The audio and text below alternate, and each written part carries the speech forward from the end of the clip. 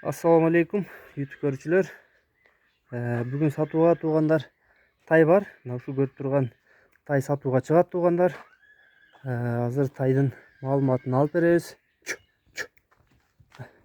Тайдын бир арка жак алдарын көрсөтөйүн биринчи.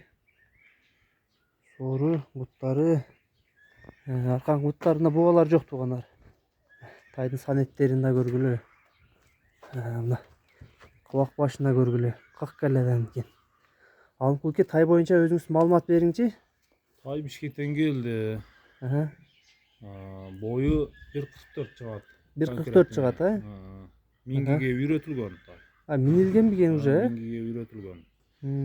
Кароодазына келсек, кароодазында же данчак, же буден экөөнүн бирөөсү бар, аралаш. Аргын жылка, кыргыз жылкага окшобойт бирок. Жок, окшобойт.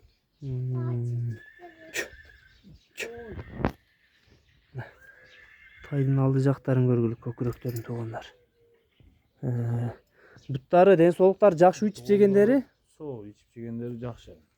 Бул мингиге эрте үйрөтүп койбогонбу же жакшы эле уже 1 жашка? Минги үйрөтүп койгон. Жоош экен да анда, минги үйрөтүлсө.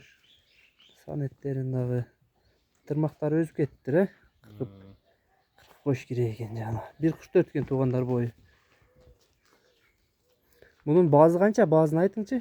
Bunun bazına gelsek 96.000. 96.000. Kemi болобу? Azırak kemi var. Кемин сурайсың, туугандар, маалыматты алып бердик буйрубузга. Алымкул экен номерлерин жазып калтырабыз алдына. Мына ушу менен видеону жыйынтыктайбыз туугандар.